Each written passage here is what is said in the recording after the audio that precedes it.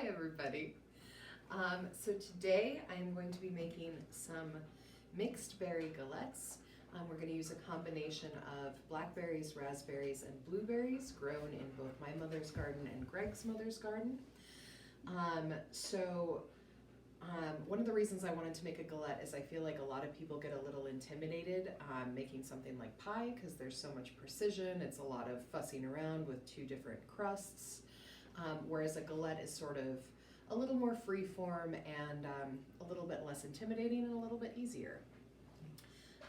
When I make my galettes, I always use my all butter pastry dough. I have found that pretty much no matter what I'm making, that has turned out to be the best pie crust recipe that I have found. So to make the pie crust, you are going to need 2.5 cups of all-purpose flour. You're going to need 2 tablespoons of sugar and 3/4 of a teaspoon of salt. Along with that, you are going to need 2 sticks of cold unsalted butter cut into 1/2-inch cubes. So I have that already. I like to keep it nice and cold, keep it in the refrigerator until you're ready to use it. The warmer the butter is, the harder the dough is going to be to work. And then the other thing you're going to need is 9 to 12 tablespoons, give or take, of ice water. So the first thing we're going to do is just whisk all of our dry ingredients. So in here we have our flour,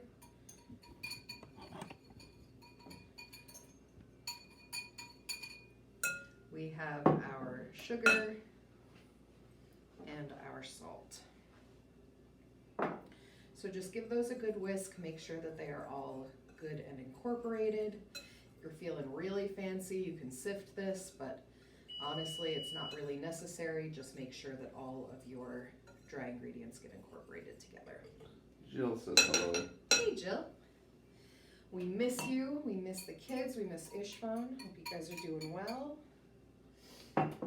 All right, so your next step, you are gonna want to drop your cubes of butter into your dry ingredients. I try and kind of get them separated a bit. Make sure that they are not any huge chunks, because those are going to be harder for you to incorporate. All right, butter. Okay, so once we've got our butter in, I like to use a pastry cutter. You can also use your fingers. You can put all of this in a food processor. All of it will get the job done, but I find that I am best able to gauge the texture when I use a pastry cutter. So, what you're looking for in terms of the texture is for the butter to be incorporated and the flour will look like small, like very crumbly, like basically what you're aiming for is for little balls like the size of a pea, the size of a green pea. So just keep working that butter into your flour mixture.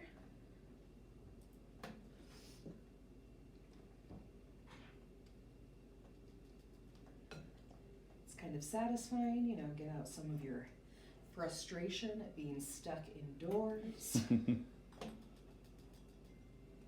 Taylor's watching. Hey Taylor. Taylor Tobin. Your Taylor.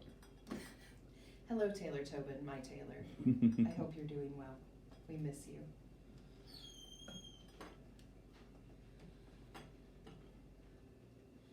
So you may have noticed that we have changed locales. We got through our 14 days quarantine at our friends Ken and Lynn's house. So now we are over with my parents in Genoa, enjoying their lovely garden, a little more kitchen space to work around.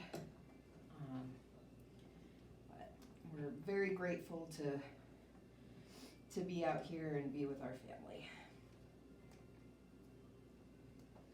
Okay, so this is getting right around the texture we want. So if you come in close, Greg. Taylor says that she is your Taylor Ogby and she misses you too. Jill misses a Galette where we used to work at Wild Salmon and she wants to try yours. And Beaner Wash says hi. Hey, Beaner. All right, so if you look in here, you're gonna see that you have sort of some pea-sized little guys. So this is around the stage we're looking for. So what we want to do next is start incorporating our ice water. You want to make sure that the water is really cold. Again, the warmer your butter gets, the harder your dough is going to be to work. So it's very important that all of your ingredients stay as cold as possible throughout this part of the process. So you're going to start with 9 tablespoons of ice water, and basically you're just going to incorporate it a little bit at a time. And this process is a little bit tricky because you're kind of going by feel. So essentially, the stage you want to get to is where when you pick up a clump of dough, it forms together as a ball and it holds. So I usually find that I need closer to 12 tablespoons. Sometimes I go even a little bit more than that. Honestly, it's all going to depend on the day of the week. It's going to depend on your flour, on the fat content of your butter. So basically just, use your judgment. It's hard to screw this dough up. So just keep working it in a little bit at a time. I believe we're at 6 tablespoons now. 7. Jill noticed the cool glass fixtures. Yes, this is a very handsomely appointed home. The fixtures are very nice. My parents have always collected a lot of old lamps, and a friend of theirs actually does lamp restorations. So they've been able to find a lot of them and get them back to looking as beautiful as they were when they were first made. And your mother's watching from upstairs. Hey, Creeper. And she says they're grateful to have us here with them. So that's on record now. All right, so far we have 10 tablespoons of the cold water. So what I'm going to do now is just pick up a clump of this and see how it holds together. You see it's almost holding together, but it splits apart a little bit there. So that is not quite enough water. We're going to add a little bit more. Again, it's important to go a little bit at a time, because if you add too much, then your dough is going to be kind of a wet mess and it'll be very hard to work as well. All right, so I just added 3 more tablespoons, and it is starting to come together. All right, I think that's going to be. Jill noticed the bird statues by the sink too. Lily's mother is a collector of rooster themed, what would you call them? Statuettes, teapots, many things curios. And Joe and Kathy, Lily's parents, are both big bird watchers. But Lily, just for those of you who don't know, is terrified of birds. So, all right. So that is now pretty much exactly where I want it to be. So we are now going to move over to the counter so we can start to work this dough. So I'm just going to put a little bit of flour on my surface here, just to make sure nothing gets too sticky. oh, 1 second.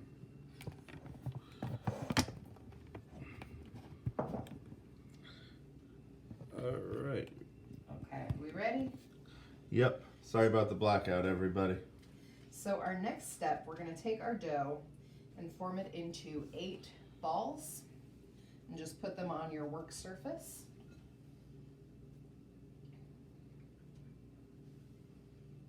Yeah, Peachy, roosters. Don't get this dirty. There are children watching.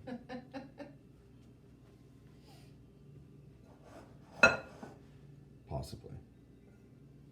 Oh, well, Aylin's watching. She says hello. Hi, Aylin. All right. So these are still gonna be fairly loose, that is all right. What you're gonna wanna do is just form them into balls as best you can.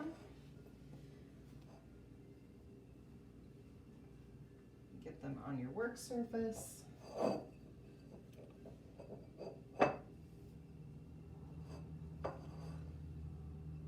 All right, and our next step, you're gonna take the heel of your hand and smoosh out your dough. Basically what you're doing with this is incorporating the butter into your flour mixture. So this just kind of helps it all incorporate a little bit better, so that you don't have the butter leaking out of your pastry. There we go. You don't want to overwork this. Don't overdo this step, because then your pastry will be a little bit tough. But just like that, now you see, if you like take a closer look at the pastry, it seems it's harder to see the clumps of flour in it. So I'm just going to collect this up. If you have a pastry scraper, that works best. These weird little things work pretty well too. So basically anything flat that you can sort of scrape things together is perfectly fine to use for this. Is there a name for those weird little things, or? I have no idea. It's just what we. It's just what we found. Yeah. Remember, we're in the middle of a pandemic. You got to deal with what you have in an emergency. Absolutely. When you absolutely need your all butter pastry crust. Little spatulas. Just little spatulas. Thanks for the assist, Mom. All right. Thanks for watching. So I am just going to add a little bit more water over here because it's feeling a little more crumbly than I'd like. All right. Great. So what we're going to do next, I have already a piece of plastic wrap laid out over here. Can you move the water out of the way of that, please, so people can see? Very good. And don't forget to look at the camera from time to time. I will not. All right, so you're going to want to form your dough into a ball. Jill says that Aileen got plenty of salty language watching Billy Elliot last night. Ooh, that's a great movie. We almost watched that the other night, but we almost watched watch it the fried other green night. tomatoes instead. Which Another might, tearjerker. yeah, might give Aileen some other ideas. All right, so get all of your dough sort of sitting together here. That'd be a better one for a barbecue tutorial. Absolutely. Secrets in the sauce, right? That's what I heard. Okay, so sort of get all of that as together as you can, and you are just going to wrap it up and get it resting. So this pastry crust has to rest for at least an hour, but it can be up to a day. So whatever you have time for in your life is fine. So what I like to do once it's in the plastic wrap is just sort of get it down into a disc, and that also sort of helps. It's a little bit easier to press it all together once it's all wrapped up. Doreen says, "Hi Lily and Greg, I'm already hungry for galette." Hi Doreen. Wow. It's gonna be pretty tasty, we hope. Yeah, we'll make a nice addition to maybe an Easter dinner. Or Absolutely, this would make a great addition for Easter or just for, sitting around on Saturday. It is definitely, obviously got a lot of flour in it, so I don't know that it is particularly safe for Passover, but it is delicious. All right, so I'm gonna get this in the fridge, and through the magic of planning ahead, we have a dough that has already been resting for about 2 hours. So we are gonna move on to our next step. All right. look at that, it pays to be prepared. All right, so we're gonna get some more flour down.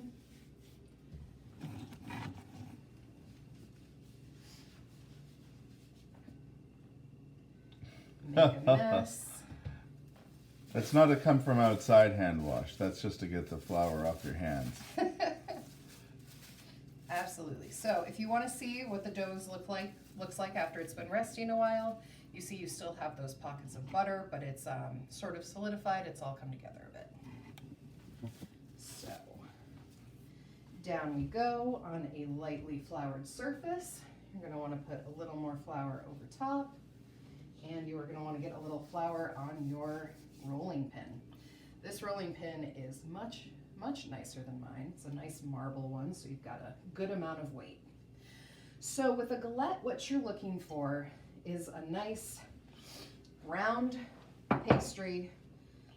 It's just one layer. It doesn't particularly matter if the sides are a little bit ragged. This is more of a rustic preparation. So all you're looking to do is roll it out to like a nice to a nice thinness, so that you get a nice sort of crispy, delicious, flaky crust going on. So don't worry too much about the shape. It's a really pretty unfussy, very forgiving preparation. So if you are new to making your own pie crust, this is a really great way to practice. I think being unfussy and very forgiving is what keeps you married to me also. All right. So make sure you work your way all the way out to the edges.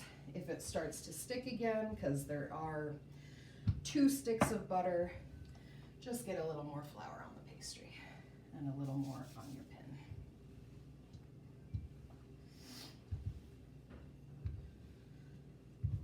Right. Oh. This is a big boy. Sue Sinclair, who I went to high school with, says, pie, and sends a heart emoji. This is going to be a very good galette, the rustic cousin of the pie. Absolutely. Alternately, with this same dough, this is the same recipe that I use for my pie dough. As you can see, this makes a pretty massive galette. It's definitely enough for 2 pie crusts. So it can either be about a 12-inch galette or 2 9-inch rounds. So you could do a double crust pie sort of thing. Sue, this is a mixed berry galette. Is the type of pie pastry we're making today. Okay. But you can use any kind of fruit that you like. Absolutely. We're getting to that later. Oh, David's watching. Hi, David. Okay, so if you have any... David's giving likes and loves. Perfect. If you have any little holes, you can just patch them up. Again, this is a very forgiving preparation, so just put a little patch on and leave it at that. So next we are going to get our filling ready to go. We're at lightning speed over here. No, Jill, you're mixed berry. All right. So I like to let my pie crust rest a little bit, or my galette crust in this case, while I'm putting the filling together. This helps it prevent it from shrinking up on you too much. So just give it a little time to settle, figure out its life. Just let it chill over there while we mix our other ingredients. All right.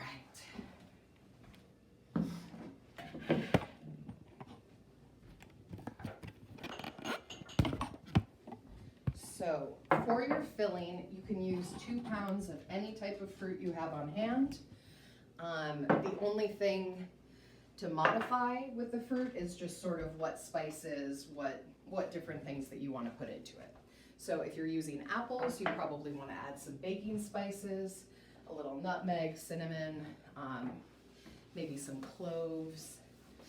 but the basic filling is still gonna be the same.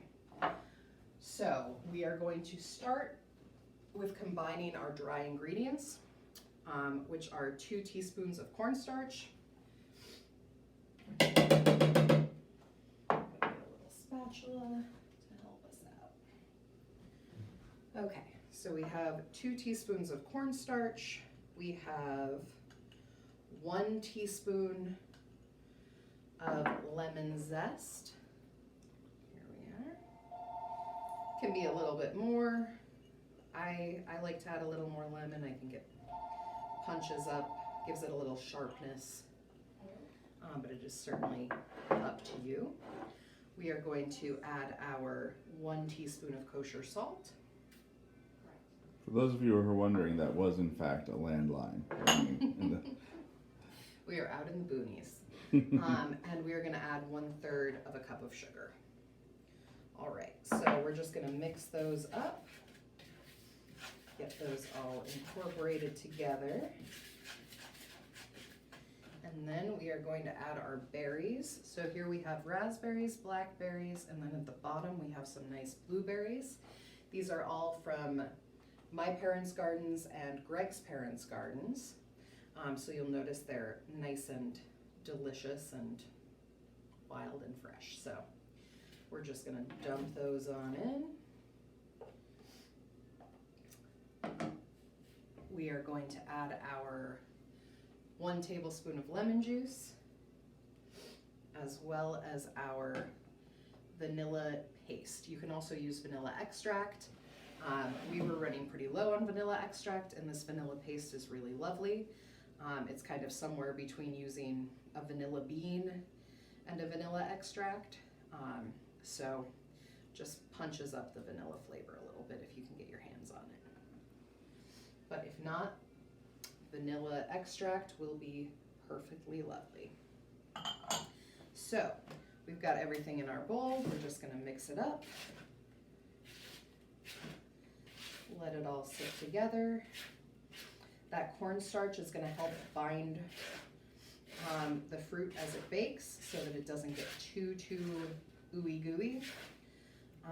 And those sugars are gonna help release sugars in the berries that are already there. So should be very delicious. But again, any kind of fruit you have on hand, just 2 pounds. I recently made a stone fruit galette that was really great, just mixing all the different stone fruits I had. Apple galettes are super easy and delicious. So whatever you have in the house, if you're using frozen berries, make sure to thaw them and drain them. These were all frozen because obviously it is not berry season right now. So we just thawed them overnight. Otherwise, it would be what, like, what's in season in New York right now? Tubers. It would just be a potato and... do a parsnip galette, maybe. Yeah. Ooh, adventurous. Greg's into it. All right, just gonna clear off our workspace a little bit here. We're gonna migrate back over to the counter. All right. So now we have my least favorite part, which is getting our galette crust onto the tin. So you can use whatever you have. If you have a pie plate, you can certainly use that.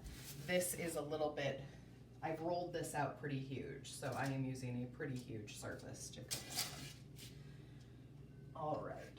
Hey, I recognize that plate. Yes, you do. We used it to make pizzas yesterday. Mm-hmm. So, we're gonna go for a little bit of a gamble here. Try and use that pastry scraper to make sure there's nothing that's super stuck to the counters. If anything is, then just get a little bit of flour underneath it and work it slowly. It looks like we are hopefully gonna be okay on that.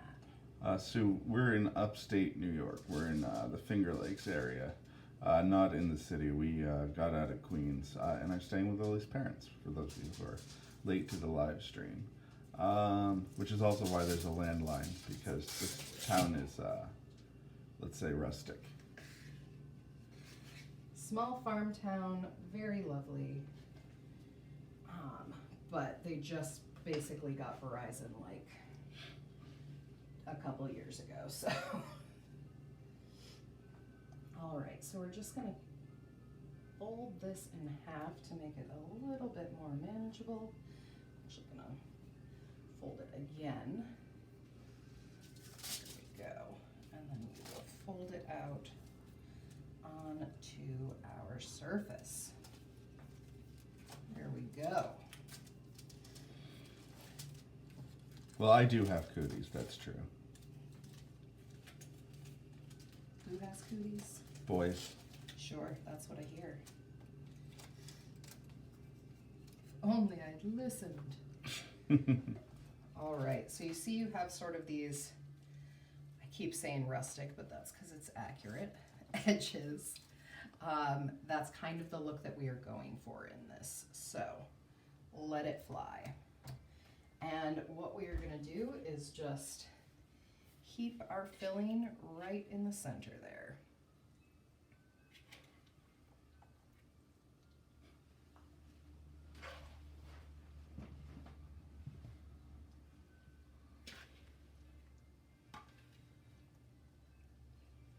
All right, look at those beautiful berries. Eat it now. All right. So we've got it in the center, and our next step, I'm gonna wash my hands real quick. Take care of some of this mess.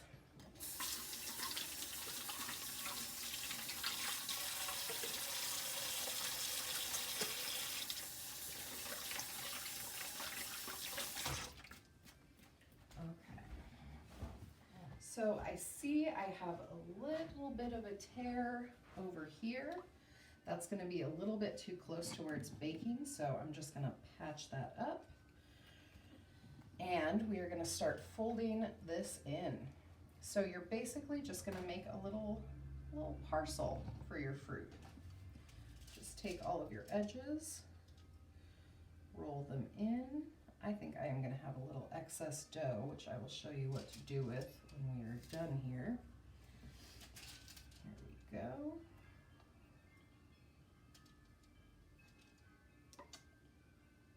Beaner wants to know if it'll be served with ice cream.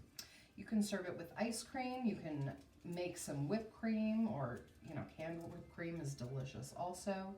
I definitely recommend having it with some kind of creamy element. Those folded in, and we have our last side. That's a little bit longer than I'd like, so I'm just going to tear it off. All right, so you see we have a little pocket here at the top. That's just going to let things. Jill says it's a parcel of yum. That's right, it is. It better be. It will. Get rid of some of this excess. I've had dough. these galettes. They're delicious. Just going to get rid of some of this excess dough. All right, and there we have it. Yeah. So our next step, we're going to get a little bowl of heavy cream. Greg, if you could take the heavy cream from the fridge. Sure. We have a dog parade. This Lily's gonna get the cream. This is Doc, who's Lily's parents' dog. He is ever vigilant, and Lola, as always, is a silent sentinel. She doesn't bark; she just stares. So. Come here, Tucky. Come on. Come on. There we go. Huh. All right, so I've got just a little bit of heavy cream in this bowl here. I've got a little pastry brush. And we're just going to brush the edges of our pastry.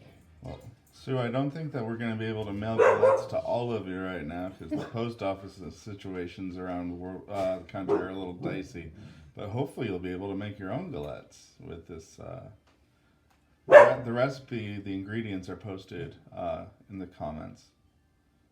Or they're posted on the link I shared, or the status I shared earlier. Alright. Just brush it along the whole surface of the pastry. There we go. Alright, once you have it coated with the heavy cream, you're just going to take a little bit of sugar, just take it in your hands, and you're just going to sprinkle it around the crust.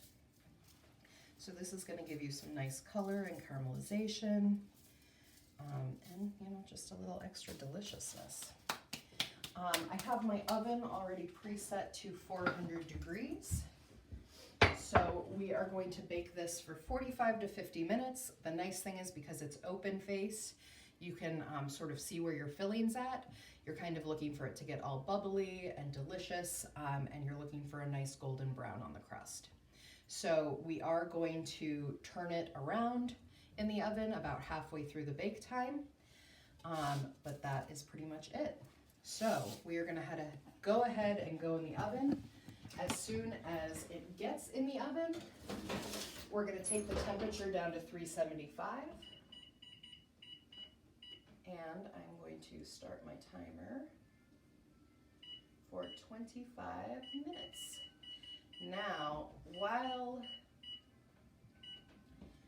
your galette is baking, what I like to do with my excess dough is make a nice cinnamon sugar roll. This is one of Greg's favorites that his mother makes, and my Aunt Shirley. And his Aunt Shirley makes, and they passed it along to me, and I am very glad they did because it makes an absolutely delicious breakfast treat. So just take whatever dough you have left. It's going to be a little bit stickier. See, it's a little bit warmer. That butter has started to get a little bit softer, so it's going to be a little bit more tacky to roll out. So just be aware of that and put a little more flour down. This one you don't have to worry so much about overworking. You don't really have to worry about what shape you're using. Just get it nice and thin.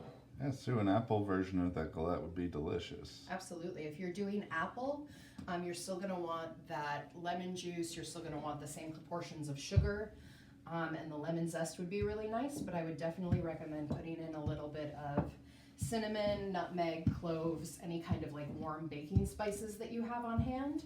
That's just going to punch your flavor up a little bit. And Doreen says it looks amazing. Well, I hope that it tastes amazing. All right, so once this is all rolled out, we are going to be butter monsters. So take some room temperature butter. Pardon my mess. Take some room temperature butter. I'm going to use a fair amount. And you're just going to spread it all over that pastry because, 2 sticks of butter wasn't enough. Just spread it along the whole thing. Oh, Megan's online now watching. Hello, Miss Megan. We miss you and Danny.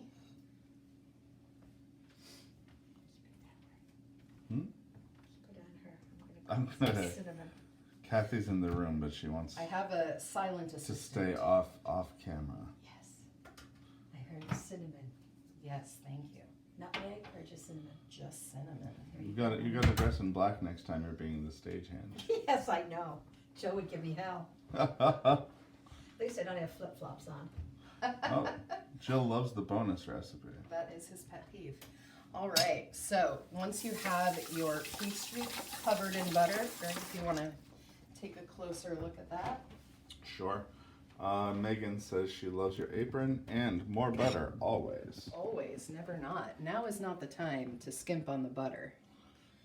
That's the buttery dough. So you're just gonna sprinkle your cinnamon. That came out pretty fast. So get some cinnamon on there. Get some sugar on there.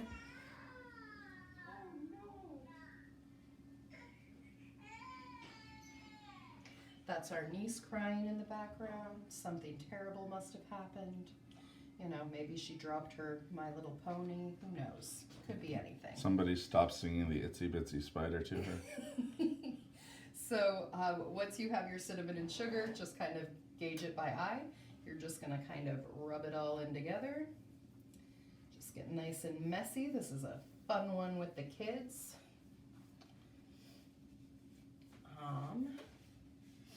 So just mix all of that up till it's nice and delicious and incorporated together. Pat it down. And then you are just gonna roll that sucker up.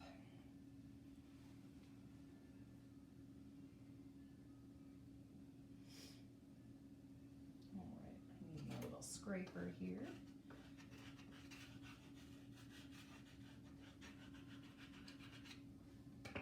So that's sticky warm butter. It is that sticky warm butter. All right, keep rolling. Now, when you bake this, you are going to want to bake it on a lined tin because the sugar definitely oozes out, and that can pretty quickly damage your pans. So make sure that you are lining them with something so that you don't have a hellish mess to contend with. All right. So we have got it all rolled up. Just kind of tuck in the sides there. And I'm going to grab a baking sheet.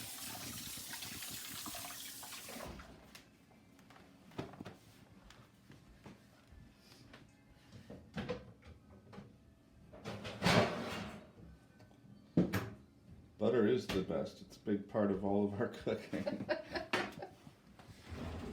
So I'm just going to line my baking sheet with a little bit of aluminum foil to save myself the hassle.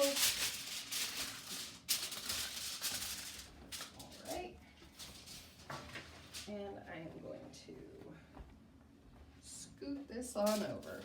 All right. Last step, we're going to take that same heavy cream we used earlier and treat this crust the same way we treated the crust on our galette.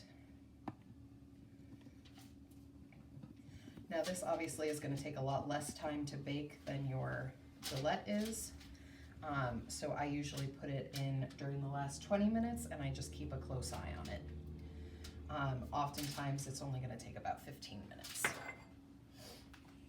But what you're looking for is just the golden brown. The only thing that really has to cook is the pastry. So it makes it pretty easy.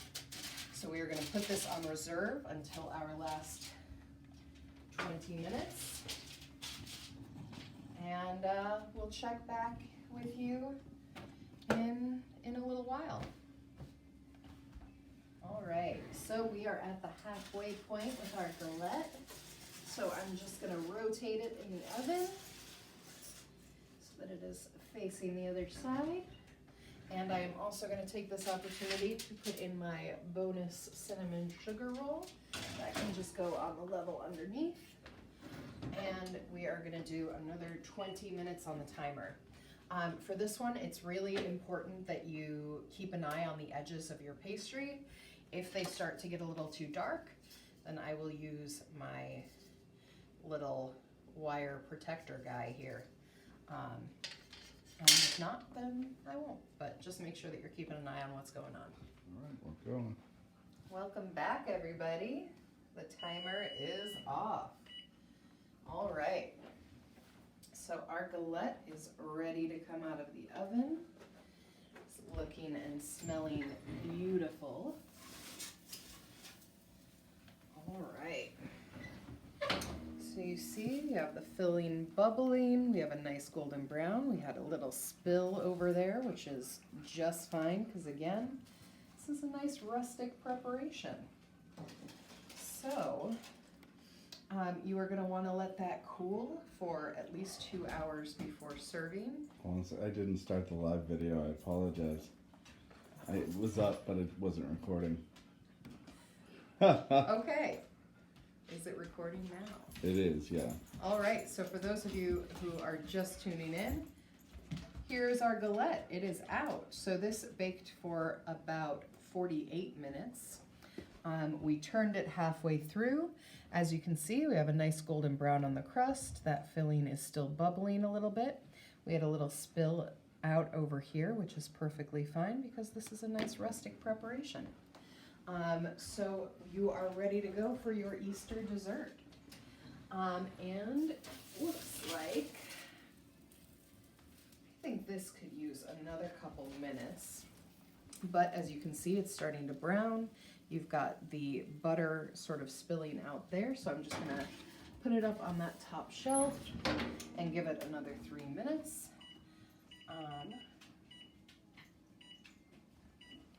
And then we'll be done. Generally with galettes, you want to let them cool for a little bit, otherwise your filling is just gonna sort of spill right out.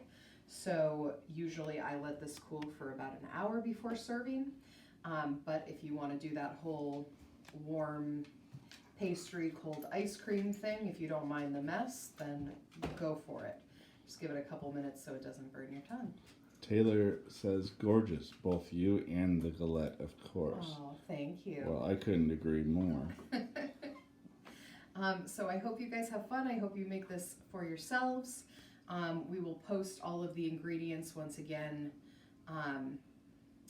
in the comments of this post so that if you are joining us at a later time, you can see those and bake along for yourself. But I hope you enjoyed it, and I hope you all have a lovely rest of your weekend.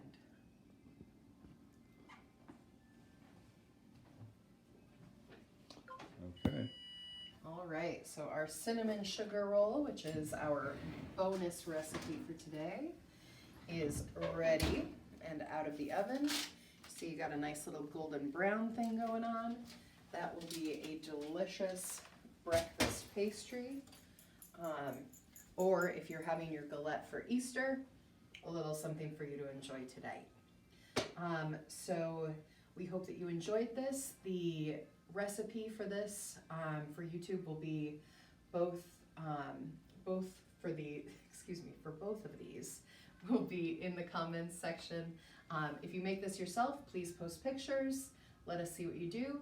And if you are one of the lucky few who actually is still employed and you feel like kicking a little money our way, it is certainly not necessary, but if you would like to, our Venmo is Lily Rose D, and we would greatly appreciate that. But again, if you are like us and you're laid off, we're just doing this for the love and the joy of cooking and baking. So we will see you again soon with our next tutorial.